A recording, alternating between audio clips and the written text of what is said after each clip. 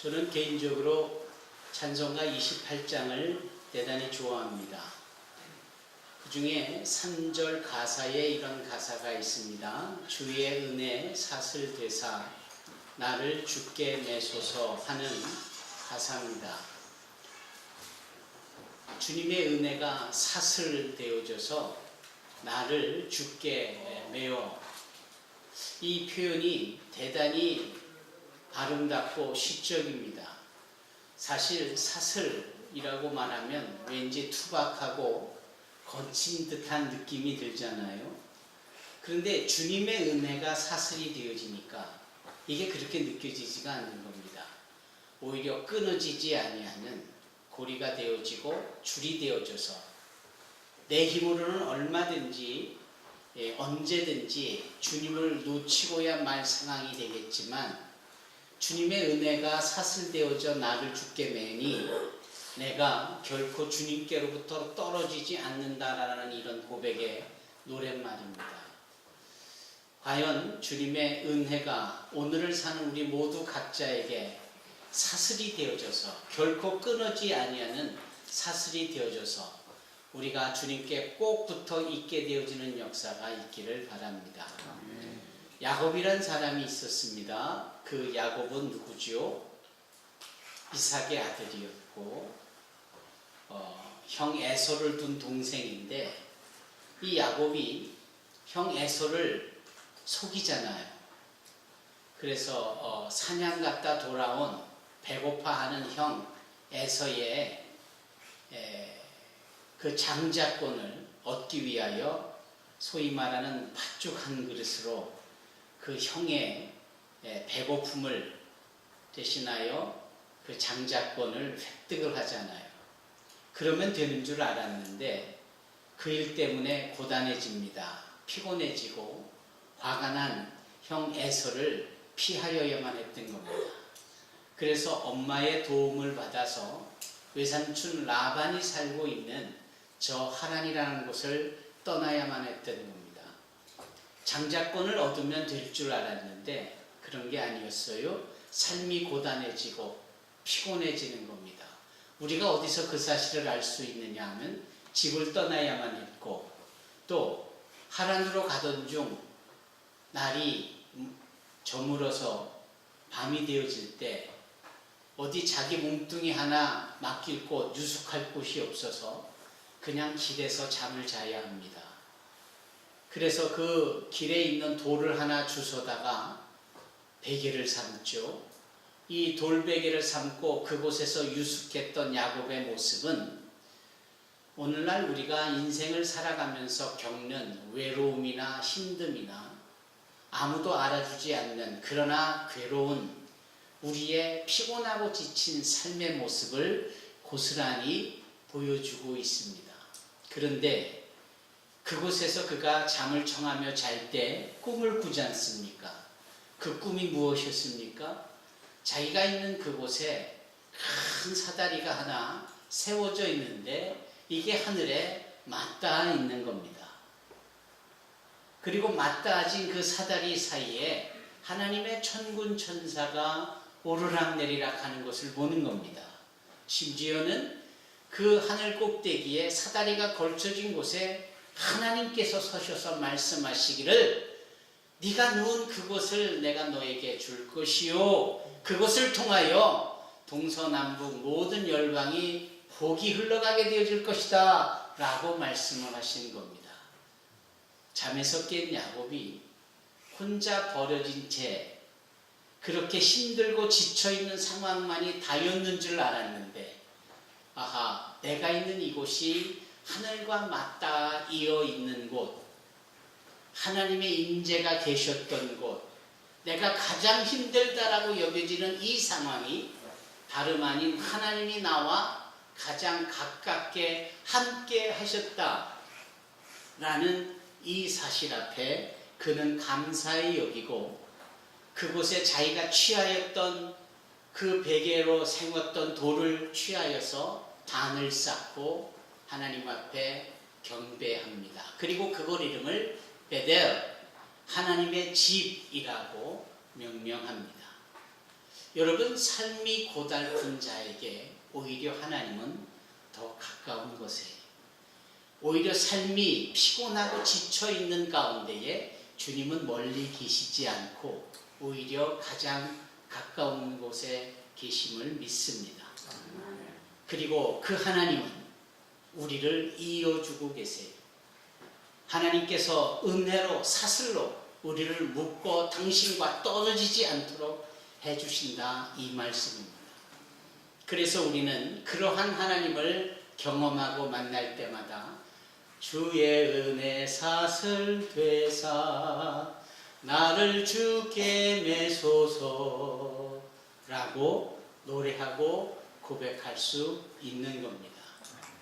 제키 플린저라는 유명한 영국 선교사가 홍콩의 슬럼가에서 사역을 합니다. 그 홍콩 슬럼가에는 마약에 빠진 중독자들과 갱들과 매춘부들과 같은 죄악이 만연한 곳이었고 삶이 고달픈 인생들이 가득한 곳에, 그런 제키 플린저가 그곳에서 사역을 하면서 느낀 것은 이렇게 죄악이 많고 삶이 고달픈 자들에게 오히려 하나님이 더 가까이 계시다는 사실을 알았고, 그가 로마서 5장 20절의 말씀으로 고백하기를 죄가 있는 곳에 오히려 은혜가 더욱 넘치도다, 이렇게 고백을 했었습니다. 그렇습니다. 어렵고 힘든 가운데에, 삶이 무겁고 괴로울 때에 오히려 하나님은 멀리 계시지 않고 오히려 가까운 곳에 있는 겁니다. 사랑하는 성도 여러분, 우리의 삶은요, 결코 풍족하거나 또는 편하거나 걱정이 없을 만큼 모든 것이 순풍에 단 듯한 그런 환경일 리가 없습니다. 예수님께서 당신의 사역을 주로 펼치시던 곳이 어디였느냐? 바로 갈릴리였는데, 이 갈릴리는요, 사실은 그곳에 모여들어 살고 있는 사람들에게는 어려운 일터였고 피곤함이 요구되어지는 일터였습니다. 고기를 잡으려 해도 잡히지가 않을 때가 더 많았고, 그럴 때는 여지없이 가족과 더불어 그 한 끼를, 그 하루를 속절없이 굶어야 되는 상황이 있는 곳이 바로 그 갈릴리입니다. 그런데 그 갈릴리는 다른 소위 선택이 없을 만큼 오직 그곳에만 의지하여서 그렇게 살아야만 하는 가난하고 피곤한 인생들의 모임이 바로 갈릴리 주변이었습니다. 잘 아시는 바와 같이 주님은 베들레헴에서 나셨고 나사렛에서 자라셨습니다. 이 나사렛이라는 곳은 참 가난하기 그지 이를 데 없는 동네였거든요. 그래서 나사렛에서 뭐 그리 선한 것이 나겠느냐라는 말이 나올 만큼, 그만큼 가난에 찌든 사람들 속에 살던 예수님이셨기에 그분은 가난함이 얼마나 힘든지, 배고픔이 얼마나 처절한지를 아시는 분이세요.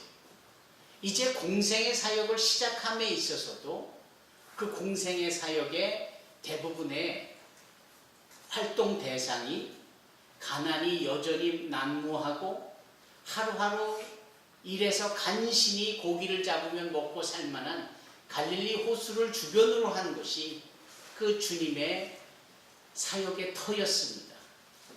그래서 주님은 얼마나 사람들의 삶이 피곤하고 힘들고 지쳐 있는지를 너무나도 잘 알고 계세요.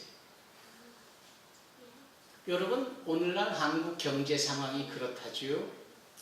젊은이들은 취업하기가 하늘의 별 따기고, 그나마 일하고 있는 사람들은 그 일자리를 지켜나가는데 온갖 경쟁에 자신의 피곤에 지친 몸뚱아리를 더 헌신해야 하고, 그래야 겨우 살 만큼 다들 힘들어하는 상황인데, 지금의 우리의 모습이나 2000년 전 저 갈릴리 호수에 간신히 살고 있는 자들이나 크게 다를 바가 없는 겁니다.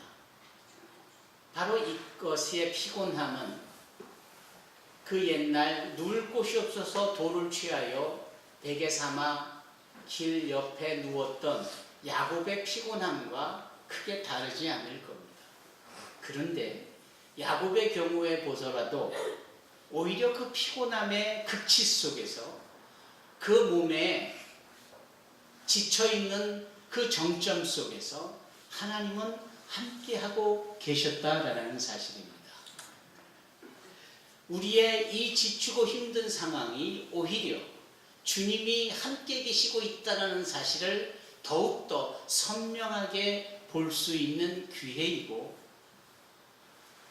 따라서 우리는 힘들고 지친 그 하나에 우리의 모든 불평과 불만과 더 나아가 하나님에 대한 불신으로 이어지는 모습이 결코 아니라 이 상황에서 주님을 볼 수 있는 자들이 되어야 할 것입니다.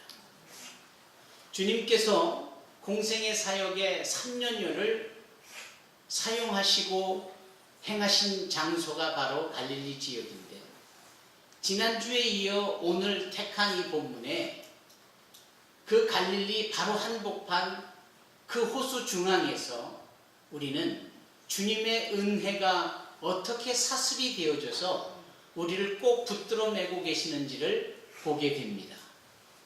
그 내용은 무엇입니까? 느닷없이 그 갈릴리 사람들, 그 주님을 따르는 제자들, 그들의 일터라고 여겨지는 곳, 바로 그곳에 바람이 불어옵니다. 이 느닷없는 바람은 평소에도 불어왔지만 아주 간헐적으로 불던 바람이에요. 그거를 이 어부 출신들인 제자들이 모를 리 없지요.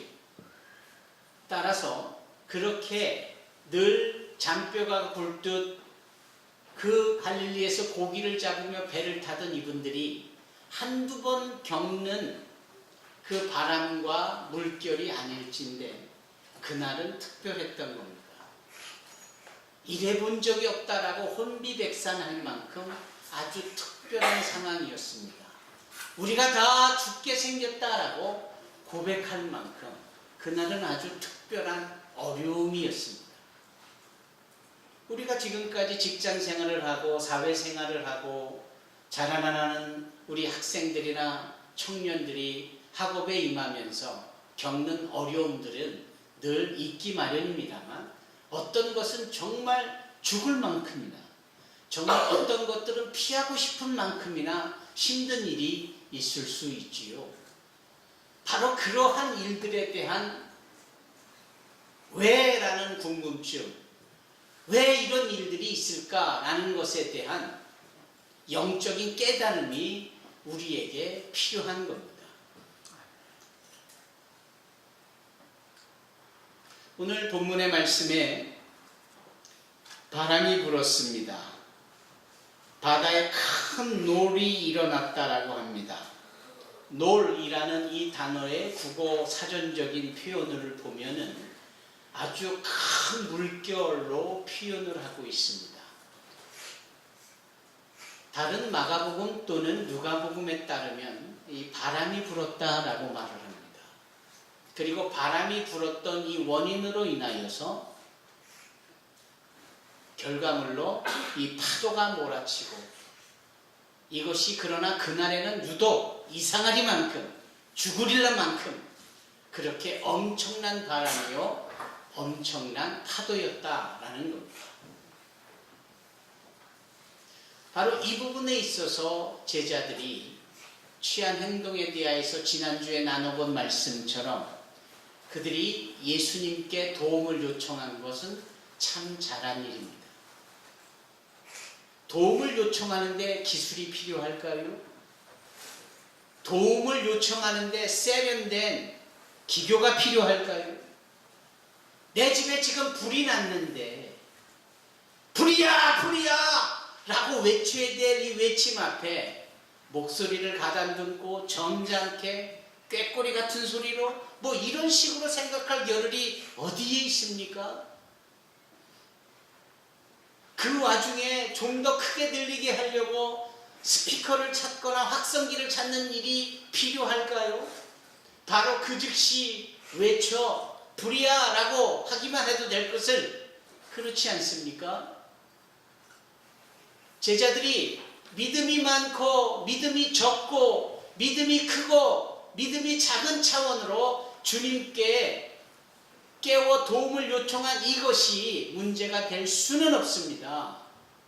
다만 지난주의 말씀처럼 죽게 생겼다라고 말했던 일부분이 믿음이 작은 것이었지, 주님을 깨우는 것에 대해서는 믿음으로서 제대로 행한 행동입니다. 그 즉시 일어나신 주님께서요, 이 바람을 꾸짖으십니다. 그리고 이 바다를 잠잠하라, 고요하라 라고 말씀합니다. 물론 오늘 마태복음 8장에는 이렇게 표현하고 있지 않지만 같은 내용의 마가복음 4장에는 주님께서 불어나는 바람에게 꾸짖어내시고 바다, 즉 파도에게는 잠잠하라, 고요하라 라고 명령하십니다. 꾸짖는 거와 말씀을 통한 명령은 다른 겁니다. 바람을 꾸짖으셨다라는 것은 바람 그 자체가 불손한 불의의 의도가 있는 겁니다. 그 결과물로 주어진 흉흉하여 뛰노는 이 바다에 대해서는 꾸짖을 가치가 없고 꾸짖을 필요가 없고 그냥 명령만 하시면 되는 겁니다. 잠잠해라, 고요해라. 그러면 아예 바다에게만, 이 파도에게만 잠잠하라, 고요하라고만 해도 되실 것을 구태여 보이지 아니하는, 그러나 불고 있는 바람에게 꾸짖어내시는 이유가 있다면 무엇입니까? 이 영역이 바로 영적인 영역입니다. 여러분, 바람을 눈으로 볼 수 있는 자 없으려니와 그 바람은 영으로 표현하고 있기 때문입니다. 여러분, 이 바람이 소위 일터라고 여겨지고 있는 갈릴리 사람들에게 느닷없이 혼비백산케 하는 힘을 발휘했다라는 것에 대하여서 늘 이런 방해와 회방에 가까운 일들이 얼마든지 살아내고자 하는 사람들에게, 열심을 내고자 하는 자들에게 있을 수 있는 거예요. 그 실체를 주님께서 꾸짖어 내심으로 택한 자들이 어려움을 당하게 하는 이 악한 영의 괴계와 그 계략을, 저항을, 회방을 도말해내시는 겁니다. 우리가 예수께 도움을 요청할 때 나에게 결과로 주어져 힘들게 하는 일에 근본 원인이 되는 이 악한 영의 것들이 쫓겨나게 되어지리라 믿습니다. 나의 잘됨을 시기하고 나의 바른 정도의 길을 걷는 것을 회방하려고 온갖 모략을 꾸미는 이 더러운 악한 사단마귀의 괴계에 우리 주님이 개입하셔서 저들의 정체를 드러내시고 저들을 도만하여 주실 줄 믿습니다. 이것이 우선이었습니다. 주님이 하시는 일은 항상 이런 식이세요. 친구들이 중풍병에 걸린 자를 침상에 메고 나오는데 앞불사 너무나도 많은 사람들이 예수의 앞에 몰려들어 인산인해를 이루고 둘러싸여 있으니 예수께 나아갈 수가 없게 되자 그들이 그만 포기하고 돌아서는 게 아니라 그 와중에서도 최선을 다하여 다른 방법을 강구하죠. 무엇이었습니까? 지붕 위로 올라가 지붕을 뜯어내기 시작합니다. 세상에 성인이 누워있는 그 네모한 침대가 고스란히 수평에 맞춰 내려오기까지 뚫어야 될 그 구멍의 크기는 얼마나 커야만 했을까요? 생각을 해보십시다. 예수께서 말씀을 전하고 계세요. 사람들이 숨죽이며 인산인해를 이들이 집중하여 그 말씀을 듣고 있는데 느닷없이 요란한 뻑적지근한 소리가 들리는 것이 아닙니까? 천장에서 나 소리가 있기에 다 위를 쳐다보고 있는데 천장에 구멍이 나며 진흙덩어리가 떨어지며 먼지가 내려앉으며 그게 단순간에 1, 2초 사이에 구멍이 뚫릴 리도 없거니와 그 구멍을 그 침대가 내려올 만큼의 구멍을 뚫기까지 걸리는 시간은 좋게 4, 5분은 될 것이었을 것이요. 놀라운 사실은 주님께서 말씀을 하시다가 그러한 상황을 접하게 될 때 말씀을 잠시 멈추시고는 그 위를 쳐다보고 계시니 아무도 그러한 상황에서 그들을 저지하는 일 없고 예수님처럼 가만히 있을 턱밖에 없지요. 드디어 구멍이 뚫리고 침대가 내려오는데 몸이 굳어져 버린 중풍병 걸린 한 사람이 있는 게 아닙니까? 주님께서 소자야 네 죄사함을 받았느니라 라고 첫 말씀을 행하십니다.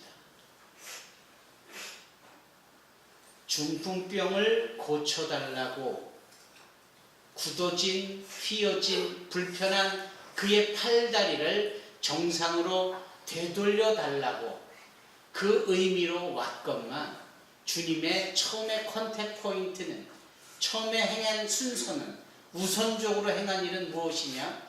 육신의 질병을 고치는 것이 아니라 영적으로 잘못된 죄악을 용서하시고 이 영의 문제를 해결하시고 난 후에 일어나 네 자리를 들고 가라 라고 고쳐주시는 겁니다.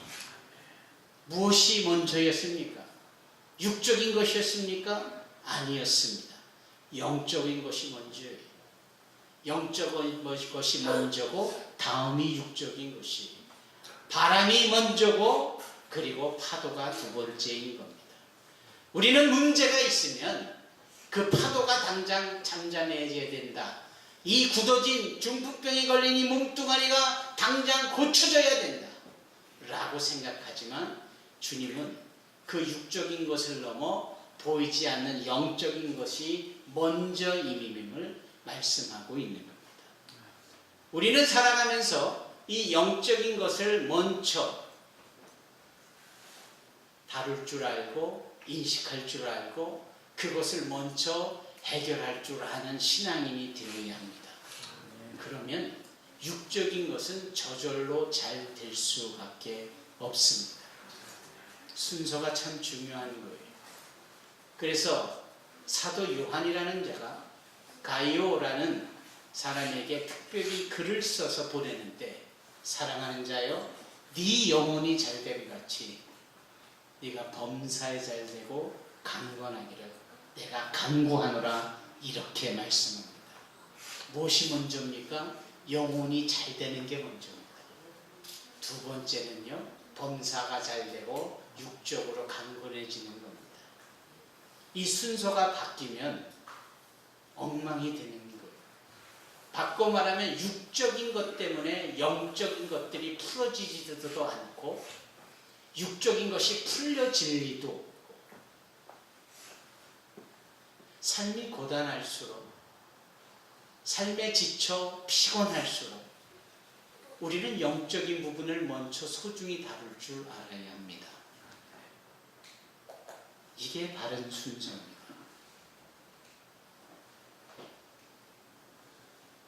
엘리야라는 분이 계셨는데 그분이 하늘로 승천을 하면서 자신이 가지고 있는 능력을 제자격인 엘리사에게 갑절로 부어주지요. 갑절의 영감을 받은 엘리사가 처음 맡아 행하는 미션이 무엇이었느냐 하면 자신이 신학교를 세운 그 여리고라는 곳에 문제가 하나 있었는데 그 문제가 뭐냐면 지형도 좋고 땅도 넓고 다 좋고 물도 풍성한 것 같은데 이상하게 과일이 열매를 맺지 못하는 거예요. 동물들이 제대로 잉태되어 순산하지 못하는 거예요. 그 원인이 무엇일까? 물은 많지만 물이 깨끗하지를 않는 겁니다. 물이 좋지를 않는 겁니다. 그것을 알은 이 엘리사가 행한 행동은 무엇이냐? 새 그릇에 소금을 가져다가 그 물의 근원지로 올라가 그 물의 발원지, 근원지에 그 소금을 뿌립니다. 그랬더니 물이 깨끗해졌어요. 물이 달아졌습니다. 한결같이 시작점, 근원, 발원이 되는 그 원인을 해결할 수 있어야 하는 거예요. 갑절의 영감이 죽은 사람을 살리고 병든 자를 고치고 귀신을 내어 쫓는 일도 할 수 있는 것이지만 이렇게 삶 속에 무엇이 우선이고 어떠한 것들을 해결해야만 그 뒤의 것들이 자연스럽게 해결될 수 있는지를 아는 지혜로도 연결이 되는 겁니다. 사랑하는 성도 여러분, 주의 은혜에 사슬대사 나를 주께 매소서. 사실은 이 고백을 해야 될 사람은 베드로였을 겁니다. 왜냐하면 베드로야말로 걸핏하면 그 주님하고의 관계를 끊쳐냈던 사람이고 실망을 끼친 사람이었습니다. 요한복음 21장을 보면 다시금 옛 일터로 돌아가 버린 베드로를 찾아 나서는 주님의 행보가 기록이 되어 있습니다. 요한복음 21장이 바로 주의 은혜가 사슬이 되어 베드로를 묶어두시는 장면입니다. 다시금 갈릴리로 찾아간 예수님께서는 베드로에게 네가 나를 사랑하느냐? 한 번, 두 번, 세 번. 마치 네가 예수를 알지 않느냐? 네가 예수와 함께했던 자 아니냐? 네가 저와 함께한 같은 도당이다 라고 세 번의 질문을 받을 때마다 아니다, 맹세하여 말하고 아니다, 저주하며 말하며 아니다 라고 했던 그 숫자만큼이나 예수님은 베드로에게 네가 나를 사랑하느냐 세 번을 물으십니다. 그리고는 세 번에 걸칠 때마다 내 양을 먹이라, 내 양을 치라, 내 양을 먹이라 하시며 다시금 실패의 끝자락에 선 베드로를 회복시켜 주시며 그에게 아예 은혜의 사슬로 메어 주십니다. 사랑하는 성도 여러분, 갈릴리라는 뜻은요, 사슬이라는 뜻입니다. 갈릴리라는 이 원래의 의미는 히브리어적으로 사슬, 끊어지지 않는 고리, 서로 연결되어져 있는 줄, 고리, 사슬, 이게 갈릴리입니다. 주님께서 3년 동안 공생의 사역을 이 갈릴리에서 행하는 것은 삶에 지쳐 고단한 자들에게 끊어지지 않는 은혜의 사슬과 같은 그들을 메어주시고자 하는 하나님의 사랑의 마음을 품으셨던 결과물입니다. 그것은 저 옛날 참으로 후회의 통안의 눈물을 흘리며 후에 막급하여 그 길바닥에 누워 자야만 했던 야곱에게 그 꿈의 사다리를 통하여 아니다, 내가 여전히 너는 실패했다라고 여기지만 나는 너와 함께하고 있다. 내 사다리와 너를 연결하는 은혜의 하나님임을 나타내 보이셨던 거죠. 야곱이든 베드로도 지금 이 시간 이 세상에서 피곤하다, 힘들다, 주저앉고 싶다, 육적인 삶에 고단하여 어려움을 겪고 있는 우리에게 여전히 내가 너와 함께하고 있음을 나타나고 계시는 말씀이기도 합니다. 사랑하는 성도 여러분, 무엇 때문에 힘드십니까? 주님이 함께 하시는데 힘들다라는 것은 두 가지가 우리에게 요구되어지는 것이에요. 첫째는 깨달음인데 이 악한 사단 마귀의 괴계가 바람을 불어내듯 곧 파도로 우리를 근심받게 할 것들에 대한 저항과 그리고 회방이 있다라는 것을 알게 한다라는 사실이며, 두 번째로는 그 순간에도 주님이 우리와 함께하고 계시니, 아예 붙어 계시니, 그 주님께 도움을 요청함으로 영적인 문제를 해결하고 육적인 문제에 온전한 회복이 있기를 바라야 합니다. 그것이 오늘 본문의 말씀을 한 번 더 나누는 이유고, 부디 이 말씀이 저와 여러분들에게 귀한 생명과 위로와 격려가 되기를 주님의 이름으로 축원합니다. 기도하겠습니다.